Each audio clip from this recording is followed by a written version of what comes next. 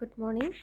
In today's session, we will learn about this is the various Carnot engine, then about Carnot refrigerator, heat pump, etc. Okay, so first let us see about Carnot's refrigerator. So, what is meant by a Carnot refrigerator? So, we all know that a Carnot engine or that is Carnot cycle is reversible, that we have already seen in our earlier classes. Now, a Carnot engine, it can work as a heat engine, which we have discussed in the last class. At the same time, it can also function as a refrigerator. Now, a Carnot engine is said to function as a heat engine if this condition is satisfied, that is, if it absorbs q1 amount of heat from the hot body source at the temperature T1, and some of that heat absorbed will be converted into useful work W, and the rest amount of heat, that is Q2, will be rejected to the cold body sink, which is kept at the temperature T2, that is absorbing heat from the hot body source and rejecting the excess amount of heat to the cold body sink. If that is the case, then we say that a Carnot engine behave as a heat engine. Okay. Now, if it is just the opposite, that is, if Q2 amount of heat is absorbed from the cold body sink kept at temperature T2 and by doing external work on the system, then rejecting Q1 amount of heat to the hot bodies, the cold source kept at temperature T1, then we say that the Carnot engine is functioning as a refrigerator. Okay, so these two diagrams are shown in figure A and B. This one is that of a heat engine, this one is that of a refrigerator.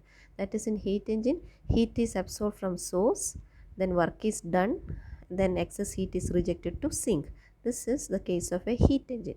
Now, just the reverse, that is, some amount of heat, say Q2, is absorbed from the sink by doing external work on the system and then rejecting the excess amount of heat to the source kept at temperature T1. Then this process will be that of a refrigerator. Okay, this is from source to sink, whereas this is from sink to source. Now, that is written in all these paragraphs. So that is, if it is functioning as a refrigerator, we know Q amount of heat will be absorbed from the sink, and by some external work W will be done on the system, and the rest will be rejected to the source. Okay. So actually, in this case, that is in the case of a refrigerator, heat is actually flowing from cold body, that is sink, to the hot body source. So this is actually uh, that is the principle of refrigerator, that is, heat is actually flowing from cold body to hot body. Okay, in that case, so heat normally flows from hot body to cold body. Now, if heat is flowing from cold body to hot body, then definitely work will be done from an external source. Okay. Now, what is coefficient of performance of a refrigerator? Beta. It is defined as ratio of heat removed from the sink, that is Q2, to the work done W in each cycle, that is beta equal to Q2 by W. Q2 will be, W will be Q1 minus Q2. So, in the case of a perfect gas, we know Q1 by T1 is equal to Q2 by T2, or Q1 by Q2 is equal to T1 by T2. Subtracting 1 from LHS and RHS, we will get the equation as this. On rearranging, we will get Q2 by Q1 minus Q2 is equal to T2 by T1 minus T2. Then the efficiency of a heat engine cannot be greater than 1, that is beta can be greater than that is, in the case of a heat engine, efficiency cannot be greater than 1, but in the case of a refrigerator, efficiency, that is beta, can be greater than 1, that is, it can be more than 100%. Okay. Now, what is a heat pump? It is a mechanical device that removes thermal energy from a region at low temperature to a region at high temperature. So, heat pump is it actually extract or takes out heat from outside and then transfer it inside when outside is cold. Okay, so when it is warm outside, then just it reverses its direction and acts like a air conditioner. So heat, the opposite of heat pump is a air conditioner. Both their operations are opposite to each other. Now what is the advantage of heat pump? It removes heat instead of generating it. Okay, so that will give you more energy efficiency. So heat pump is the most efficient heating and cooling system. Then we are using it every day for everyday purpose, and it is a single unit that both heats and cools your home.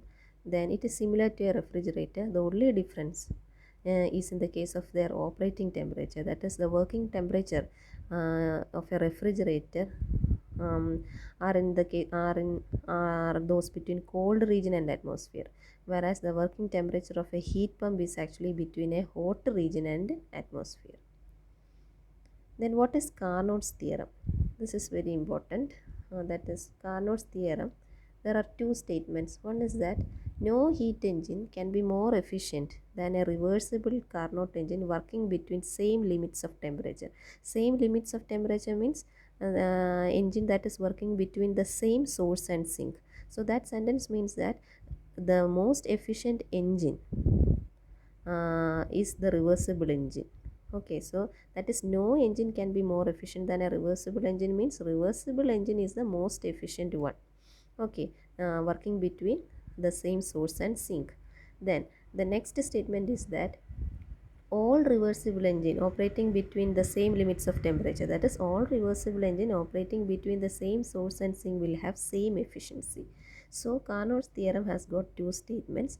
The first statement is that no heat engine is more efficient than a reversible engine working between the same source and sink.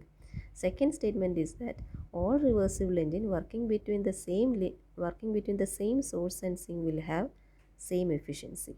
Okay, now here we are going to prove that.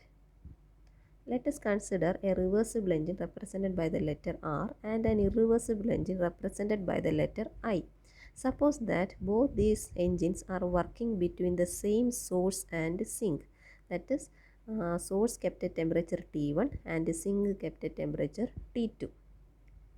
Now suppose that the engine R, that is reversible engine, absorbs Q1 amount of heat and rejects Q2 amount of heat. Then what will be its efficiency? Eta is equal to W by Q1. Now if the engine I, that is irreversible engine, if it absorbs Q1 dash amount of heat and rejects Q2 dash amount of heat, then its efficiency will be W by Q1 dash. Now just suppose that irreversible engine is more efficient than reversible engine, but we have already said that reversible engine is the most efficient one. But here we are just guessing that irreversible engine is more efficient than reversible engine, that is eta dash greater than eta, that is W by Q1 dash greater than W by Q1. So you will get Q1 as greater than Q1 dash. This means that the difference between Q1 and Q1 dash is a positive quantity. So this is the corresponding figure. See, you have an irreversible engine I and a reversible engine R. Both of them are working between the same source and sink. Source kept at temperature T1 and sink kept at temperature T2. What is irreversible engine doing? It is absorbing Q1 dash amount of heat from source. Some amount of work is done. The rest, that is Q1 dash minus W, is rejected to sink. Whereas the reversible engine, it is absorbing Q1 minus W amount of heat from sink by doing external work on the system and then rejecting Q1 amount of heat to the source. Now the same thing is written here. Let us read the paragraph. So here this external work is driven by I, that is both these engines are coupled together. See, both of them are connected. Okay, so that means the engine I is actually driving the reversible engine backward. So here R is functioning as a refrigerator driven by I.